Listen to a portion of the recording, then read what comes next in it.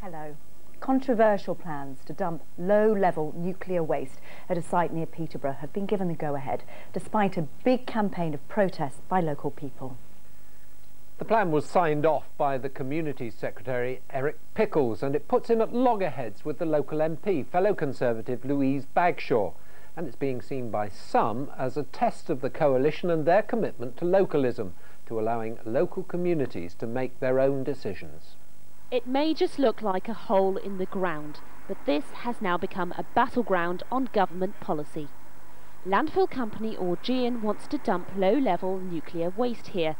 That's something local people were determined to fight against.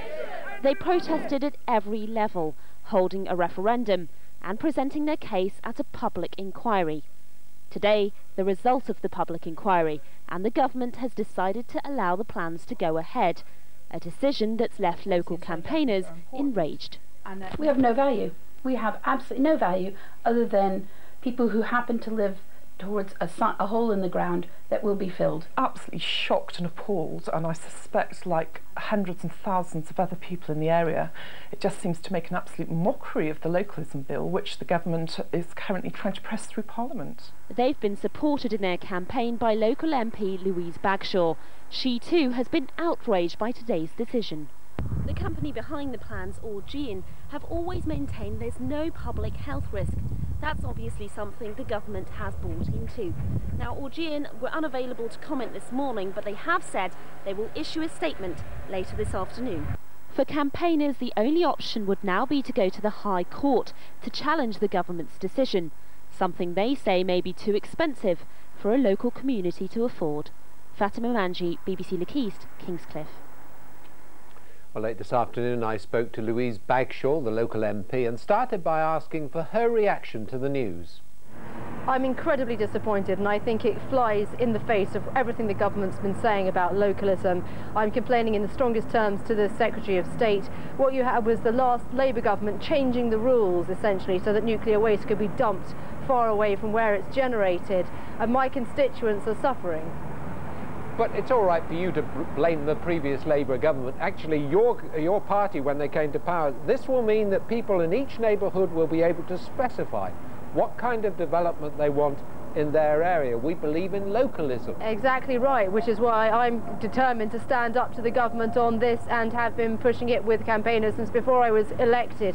If the government truly believes in localism, they will reverse this decision. They've added insult to injury in the decision given out today. The Environmental Protection Agency has said there was a full consultation. That's right, there was a full consultation, and local people said no. Local authorities at all levels said no, of all political parties said no, and we had a local referendum, not a petition, where people voted in a ballot box. Over 99% said no. What does localism mean if the government is going to ignore that? Have you put these points to Eric Pickles and other people in the government? Well, the decision's only come out today, and I am indeed writing to Mr. Pickles today to ask him to explain why this decision has been taken and to express how disappointed I am and how angry I am, and everybody is locally, that the coalition government is not backing up their localism agenda with action. Of course, this has far wider ramifications than just Kings Cliffe. The decision to dump nuclear waste in Kings Cliffe today, in what we believe is not a safe facility, is one that will apply across the country tomorrow, because, as I say, the last government threw away the proximity principle that nuclear waste had to be disposed of close to where it was generated. This waste has to go somewhere, though.